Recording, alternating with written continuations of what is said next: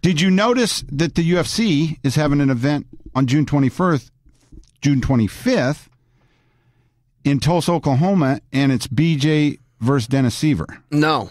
BJ Penn versus Dennis Seaver. BJ Penn versus Dennis Seaver. Is that the main event?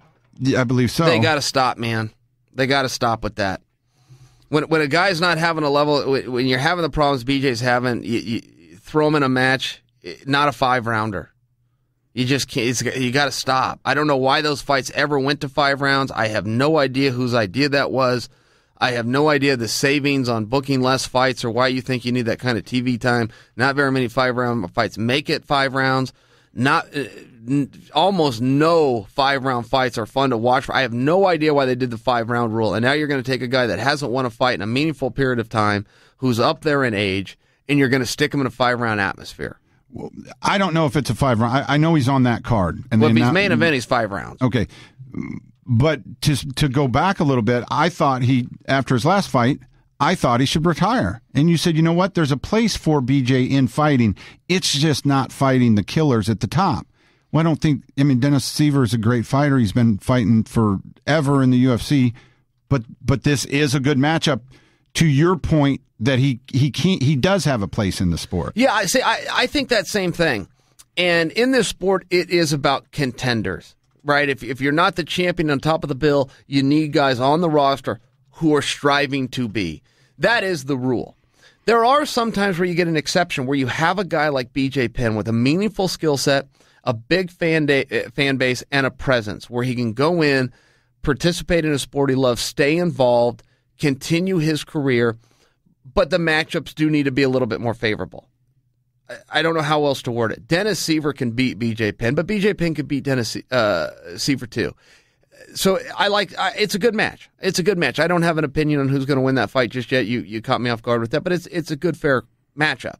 I have thought that people need to consider that, though. So many people were calling, you called for BJ's retirement, and so did some other people, but he might have fought the guy in Yair, that's the best in the world. He might be that good. We don't know. He's so new. He's never been stopped. He's never been beaten yet. He might be the guy. And so, when you put BJ, it's like, hey, do I really have to retire when I just lost to the world's best?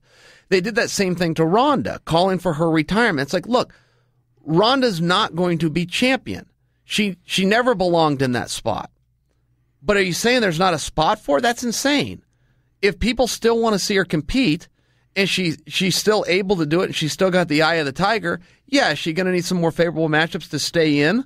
Sure. I'm not saying give her matches she can win, but now that you see where her skills are and you see what reality is, there's still a place for her. And I've never understood how you go from top of the bill to out of the sport. BJ's last fight, regardless of the outcome, he was the main event. When you're working your way up the sport, your first thing is you're trying to get a contract. Then so now you're in there somewhere, but now you want to be on the main card. Okay, so you're going to have to start in some prelims, work your way up and get to the main card. You then want to work your way into a co-main, to a main, to a title. That's the process. But as a guy backs out of the sport, he has the right to follow that same process. He has the right to go from main event to co-main to main card to undercard to out of the sport. And when I have seen some guys have such incredible pressure put on them and have to go from main to out of the sport, I thought, well, I don't know if that was completely right. That's not really the process of this. There is a progression and there's a regression, but that architecture is in place. It's been laid out for years. Let a guy go through the process. He can still be involved.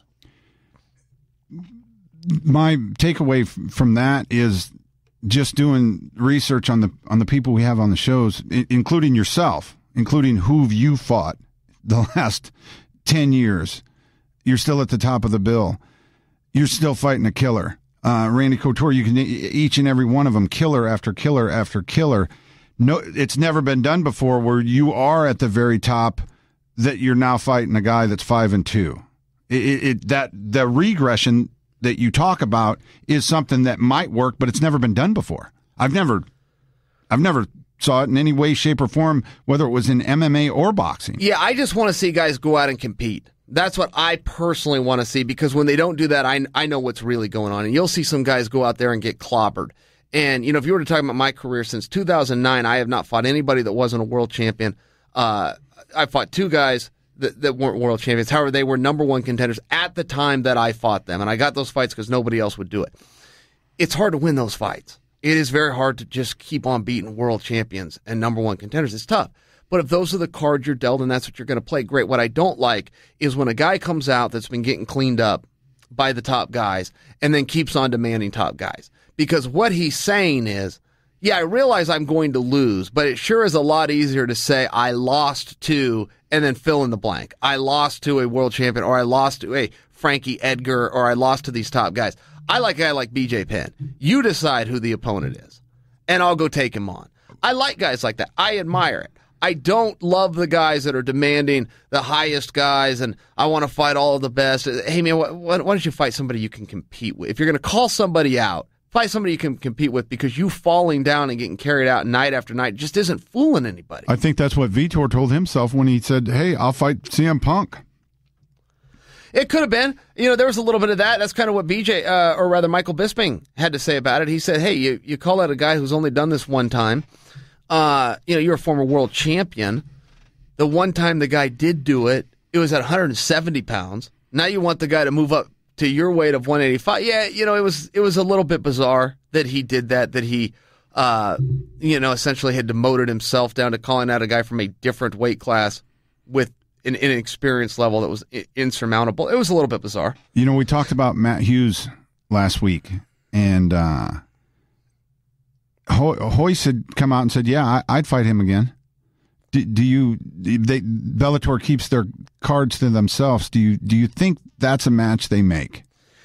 Yeah, maybe. I think so. I mean, it would come down to a numbers game. They can't overpay for that, and Matt Hughes was greatly overpaid by the UFC. Matt Hughes doesn't know that about himself. He thinks he was drawn and selling. He wasn't doing any of those things. He was an excellent fighter. He was the best fighter in the world at the time. Deserved to be world champion. He fought anybody at any time, and he did some heavy lifting, and he was rewarded, greatly compensated beyond the numbers he brought in because of that. If he is lost in those numbers, and he thinks that he can come off the shelf and get a fight with anybody for those, no, they're not going to get off the starting point. But if he comes in and goes, hey, I am sincere that I want to compete, and then Bellator can come back and go, okay, well, here's what our analysts say your value is. Let's do something. I think they will get somewhere. And I know I would like to see that fight. I'm not going to clamor for that fight, and that's the world's greatest. I got a great feeling when Kavanaugh suggested Gunnar Nelson versus Wonderboy Stephen Thompson. I go, whoa, that's good. When you told me Derek Lewis was going to fight Mark Hunt, I go, whoa, I want to see that. That's very interesting and intriguing for me. I don't have the same feeling there, but I do want to see it. I will tune in and watch Hoyce versus Matt Hughes. I like a comeback fight. I always like a Hoyce Gracie fight. Now you got a former world champion in Matt Hughes, a Hall of Fame that we never thought we'd see. There's something cool there. That's where it ends. That's not something I'm clamoring to do. And there's a number that fight is worth. If Matt Hughes understands that process and can come in and do that, great. If he is lost in, hey, I'm the biggest star because the UFC appreciated me to the point that they said I was, no, the numbers are the numbers. Here's what you brought in, here's what we believe you can bring in today, and here's what we're willing to pay for it. If they want to do that, yeah. But I don't want to see anybody lose. I don't want to see Bellator or anybody lose. You got to control those purse strings. The UFC's taking so much heat for that to the point that now they're in a class action lawsuit, when the reality is controlling the purse strings moves the business and moves the industry and the company forward. It's the single most important thing. Why do you think Reese packed up in the middle of the night, moved 2,600 miles to Maryland, but he won't drive 150 miles to come see us? To Chicago? No, to New York. Because Miss Katie is in Maryland. That's why he went. That's an incentive, and apparently you and I just aren't one. I mean, I would say the answer is pretty clear. We may not like the answer. He moved away from us. He's definitely not going to drive an hour and a half. He wanted to see Miss Katie. He left Joel and Chael. Why would he drive 300 miles round trip to come see the guys he just bailed on? I haven't gotten along with him any better since he left. Really? No, I've gotten along with him great since he left. That's what I wanted to say. Like, our relationship is great now that he's gone. Yeah, well, they say that the distance is the most important thing for a relationship. Distance makes the heart grow fonder. Reese boy, you didn't come see us. Hey, so what do you got? I do want to circle back to this.